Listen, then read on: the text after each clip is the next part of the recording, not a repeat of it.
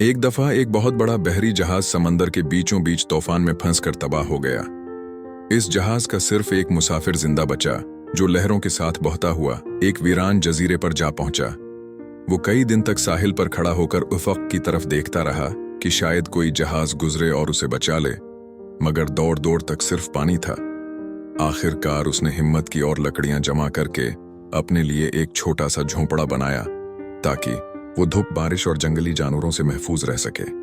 वो रोज अल्लाह से दुआ करता कि या अल्लाह, मुझे यहां से निकाल, मुझे मेरे घर वालों से इमला दे। एक दिन वो खाने की तलाश में जंगल की तरफ गया। जब वो शाम को थका हारा वापस आया तो उसने एक खौफनाक मंजर देखा। उसके छोटे से झोंपड़े में आग लग चौकी थी।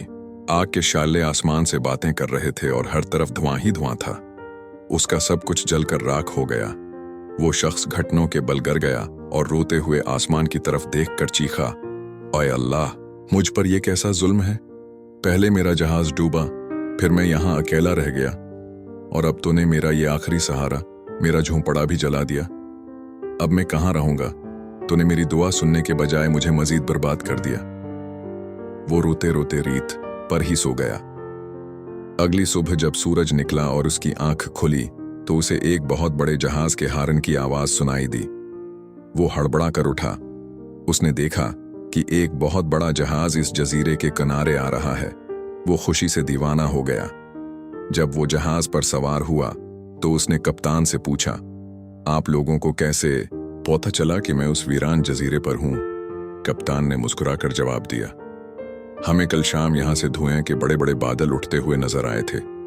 हम समझ गए कि कोई मुसीबत में है और सिग्नल दे रहा है, इसलिए हम तुम्हें बचाने आ गए। ये सुनकर इस शख्स के कदम जम गए। उसे अपनी नाशकरी पर बहुत शर्मिंदगी हुई। वो समझ गया कि जिसे वो अपनी बर्बादी समझ रहा था, दरअसल वो अल्लाह की तरफ से उसे बचाने का इंतजाम था। अगर वो झोंपड़ा न जलता तो वो धुआं न उठता, और अगर धुआं न उठता तो जहाज उसे कभी न देख पाता।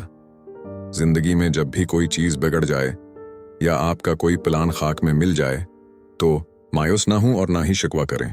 याद रखें, शायद आपका झोंपड़ा इसलिए जल रहा है क्योंकि अल्लाह आपको किसी बड़ी मुसीबत से निकालकर बेहतर मंजिल तक पहुंचाना चाहता है।